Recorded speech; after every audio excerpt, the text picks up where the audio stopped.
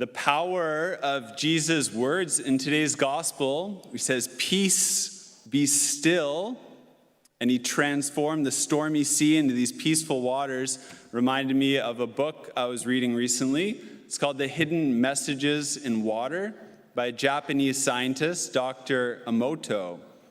And so Dr. Emoto, he did this scientific study in which he spoke various words into water, and then he froze the water and analyzed it under a microscope.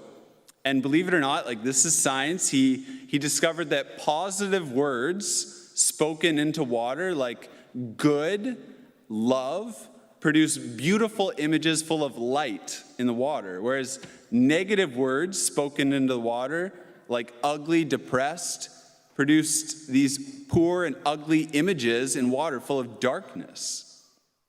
And so it was an amazing discovery that he had, but as Christians, like it shouldn't amaze us too much, because we see in Genesis, in the beginning, that God spoke the word good into water, and immediately the chaos of the sea was transformed into peaceful waters. And then we heard in today's gospel, Jesus, there was a great storm at sea, and Jesus merely spoke the words, "Peace, be still," and immediately the water was transformed from stormy sea into these peaceful waters. And so Dr. Emoto, someone made in the image and likeness of God, was merely participating in the fatherhood of God by speaking words into water and seeing them change.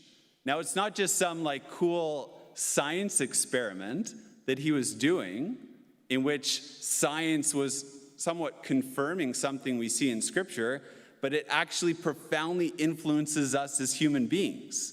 Like our brains and our hearts are made up around 70% water.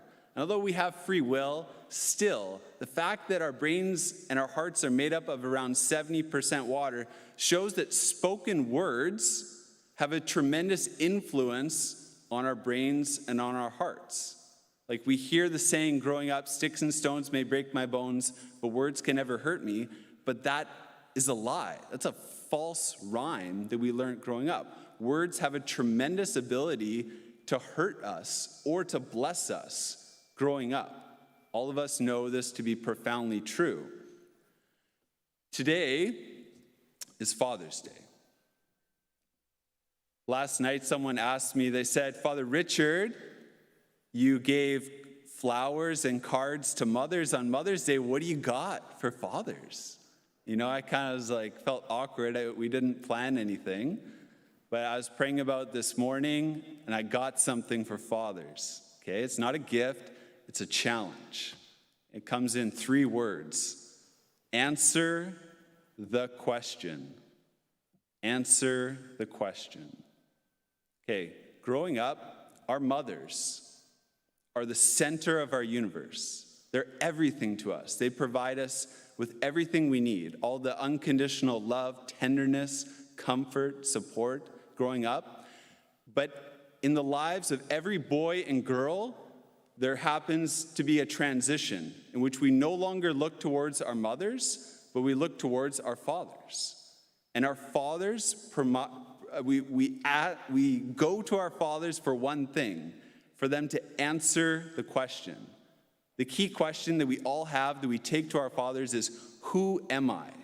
It's an identity question we all take to our fathers. Now for boys, this happens to be in the form of, am I enough?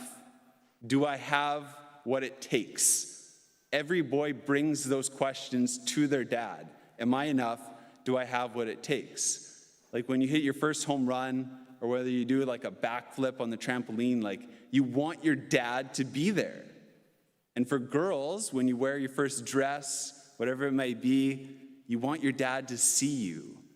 Girls bring a different question to their father, who am I? It's, am I desirable? Am I lovable? Am I beautiful? And girls deeply want to know from their fathers that yes, you are lovable. You are beautiful. Our job as fathers is to answer the question. We have to keep our eyes out for when the question arises in our sons and daughters, to look out for when that question arises, and to be able to step in and speak words to them, to say, yes, you are enough. Yes, you do have what it takes. Boys want to know, like, yeah, you are a warrior. You are brave. Girls want to know, you are precious. You are loved. In today's gospel, Jesus, we see this amazing experience of when the apostles bring a question to him. Do you care? Jesus woke up from sleep and he answered the question. He spoke these profound words and he calmed the storm for the apostles. This wasn't just something that was like, oh, cool, look, Jesus can calm the storm, but something that profoundly impacted the apostles. Peter, for example, one of my favorite lines in the New Testament, Peter says, cast all your anxieties and worries upon him, for he cares for you. Where do you think he got that from? This experience. Peter put the question to Jesus, teacher, do you care that we are perishing? He experienced Jesus' deep care. And so he was begging people in his first letter, cast all your worries on him. He cares for you. Peter experienced the care of Jesus. He experienced the profound impact of Jesus answering the question for Peter. But the sad reality is for us, our lives growing up are much different. If you picture yourself in that boat, and you ask the question, do you care? What did you hear back growing up? For some of us, tragically, it might have been actually negative words, like verbal words that profoundly hurt us from our fathers. But for most of us, I think, it was silence. For most of us, we didn't hear the words that we deeply craved growing up. Some of us might have the pathetic excuse that, oh, it's not part of my culture to speak words of affirmation. But that's like a father saying it's not part of me being a father to exercise my fatherhood. A father speaks words of affirmation. Look in the New Testament. The only words that God the Father speaks are words of affirmation. You are my son, the beloved. With you I'm well pleased. All we hear about God the Father in the New Testament is words of affirmation, words of blessing upon the Son. So today, for all fathers, the challenge is to answer the question, to be on the lookout for when your children have that question arise in their hearts, to be able to speak words of blessing, words of affirmation to your children, so that boys can know, yeah, I do have what it takes. I'm a warrior, I'm brave. Or girls deeply want to know, yeah, I am loved, I am beautiful, I am desirable.